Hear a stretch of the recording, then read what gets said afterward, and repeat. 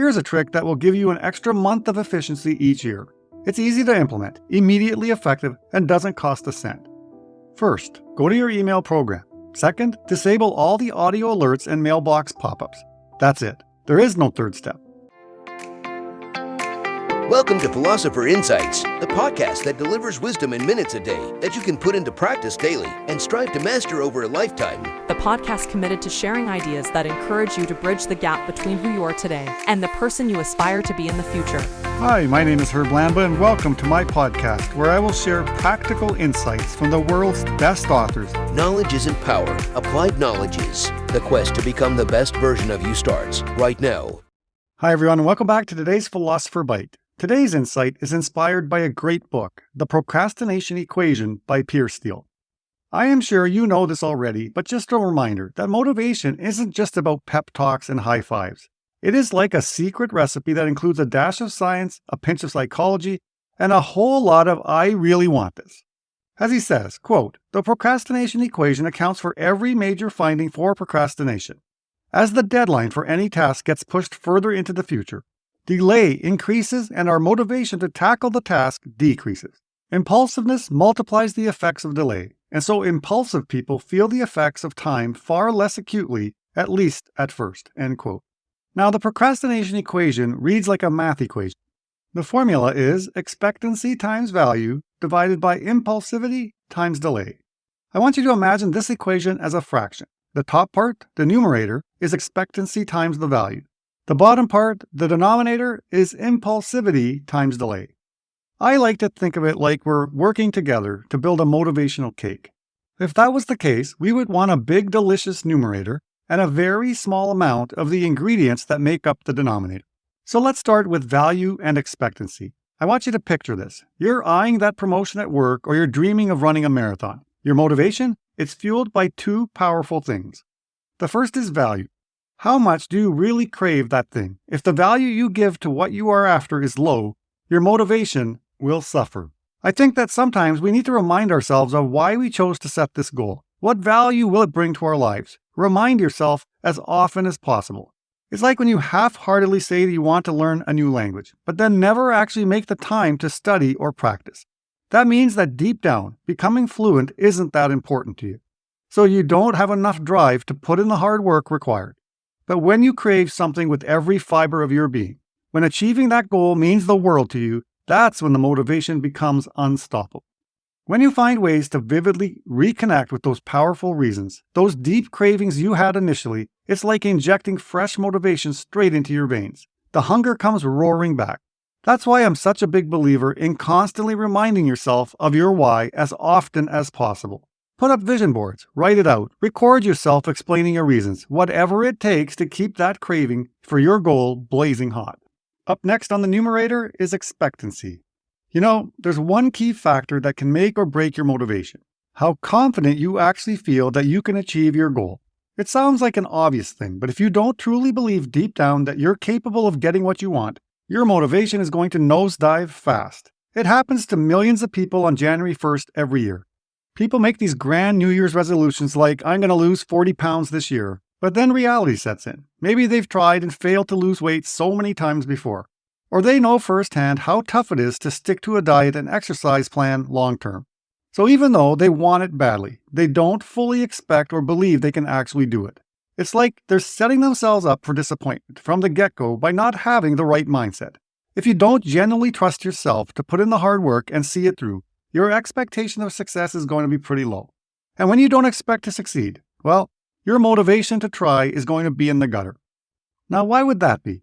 The self-doubt gremlins can be brutal, but building that unshakable belief that you have what it takes is more than half the battle. When you walk into your goal expecting victory instead of failure, it's a total game changer for your motivation levels. Mindset then becomes everything. So once we have value and expectancy on the rise, we need to address our impulsivity and delay. Let's start with impulsivity. Impulsivity, it's the art of getting sidetracked. Ooh, cat videos. Wait, what was I doing? We live in a world where the opportunity for distraction is now at an all-time high, and those that cannot build focus time into their schedules are going to struggle to stay motivated.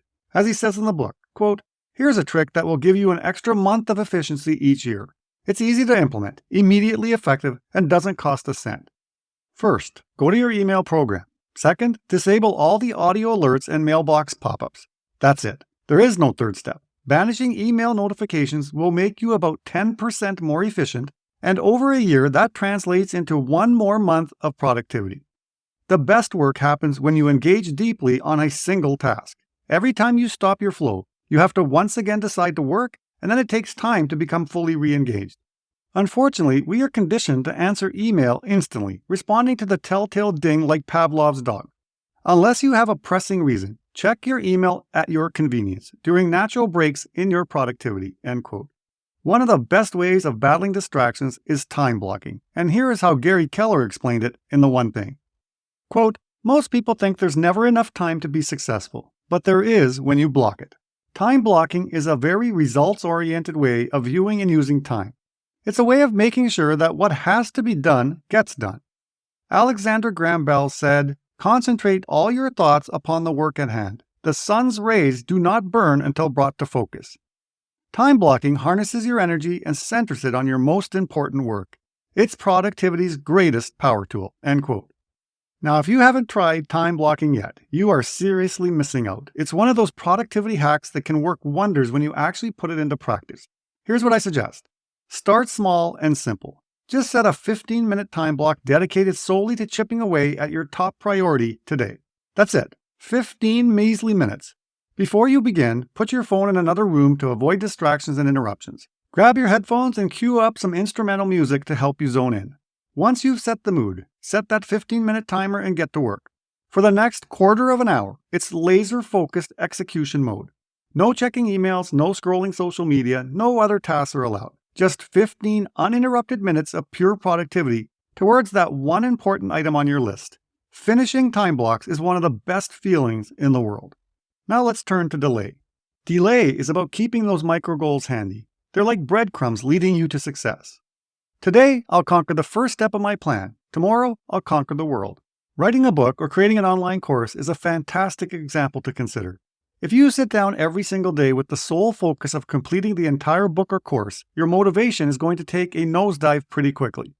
Now, instead of fixating on the daunting final product, it's better to break it down into bite-sized, achievable goals for each session. Maybe your goal for today is to write 500 words or record one video lesson. Checking off those smaller targets gives you a sense of progress and accomplishment, which fuels your drive to keep chipping away. The big projects can feel overwhelming if you only see the mountain ahead. But when you take it one step at a time, putting one foot in front of the other, you'll be amazed at how far you can go. Before you know it, those little wins will compound into a completed book or a comprehensive course. Now, I want you to know this. When I first started this podcast, I had to give myself a serious reality check. That's because in my head, I was trying to map out everything it would take just to create one single episode. And let me tell you, I was overwhelmed. My ambitious goal was to pump out 52 episodes in a year, each one featuring a different book. Crazy, right? Well, I definitely thought it was a crazy goal. The thing is, I had absolutely no clue what kind of work went into producing a podcast. And believe me, I severely underestimated the time commitment involved. In my head, I was thinking, okay, Herb, so you're going to read a 300-page book, you're going to write a 10-page scripted outline, you're going to record that script, you're going to create the podcast art, you're going to write the show notes, you're going to edit the podcast audio, you're going to add the intro and outro and publish. And you're going to do that in 7 days while working full-time and spending time with your family. Trust me, the logical side of my brain responded with a firm, yeah, right. But you want to know how I survived? Each day at the crack of dawn, between 5 a.m. and 6 a.m. for 7 days a week, I had one specific podcast-related task that was my sole focus for each day. After muddling my way through those first few episodes, I quickly realized that if I just woke up on Monday with the mindset of, today I'm reading 70 pages of the book, and that's it, without stressing about all the other steps still to come, I could actually win the week. By hyper-focusing on checking off that one piece of the entire podcast for the day, I was making tangible progress towards my desired weekly result, which in turn, if I committed to the process, would guarantee I hit my target of 52 episodes in 1 year. The truth is, it was the only way I could make it happen. Instead of being paralyzed by the enormity of creating so many episodes, I just had to let myself zero in on the bite-sized piece right in front of me. One day, one task at a time. That's how I powered through and made this podcast a reality. And believe me, you can do the exact same thing with your big goal that is sitting on the shelf right now because you're waiting for motivation to strike. Now let me share another piece that should be added to the procrastination equation. I learned this from Brian Johnson in his Optimized Coach program, where he says the updated equation should read: your motivation equals energy times value times expectancy divided by impulsivity times delay. You see, if your energy is in the dumps, the whole equation does a faceplant. Imagine trying to solve a Rubik's Cube with spaghetti arms. Not happening. Your energy matters. When you're tired, don't be surprised if your motivation slips out the back door. Seriously, sleep-deprived brains are not motivated brains. So here is a little bit of a priority alert. You need to look at optimizing your energy by focusing on your fundamentals. If getting out of bed every morning feels like wrestling a grumpy bear, your potential's taking a nap too. You need to prioritize those Z's, eat wholesome meals, and schedule in a dash of movement for the win. Now, before I let you go today, I would love to share some of my favorite procrastination quotes. Quote, "The dread of doing a task uses as much energy as doing the task itself." End quote. Quote, "When you have 5 minutes to kill, I have found Facebook to be a great way to kill 55 minutes. End quote. I love that one. End quote. "You cannot escape the responsibility of tomorrow by evading it today." End quote. Well, that concludes today's Philosopher Byte. I hope all those tips and mindset shifts really stick with you. But just in case your mind started wandering halfway through our episode, or you got distracted by a notification, let me give you one final refresher before we go. The procrastination equation equals expectancy times value over impulsivity times delay. Thank you so much for joining me today. You could be listening to over 3 million other podcasts, but you chose to listen to this one today. Stay curious and keep embracing the wonders of knowledge. Talk to you soon. You've been listening to Philosopher Insights with your host, Herb Lambert. If you enjoyed this episode and you'd like to support the podcast, please share it with others, post about it on social media, or leave a rating and review. Thanks again, and I'll see you next time.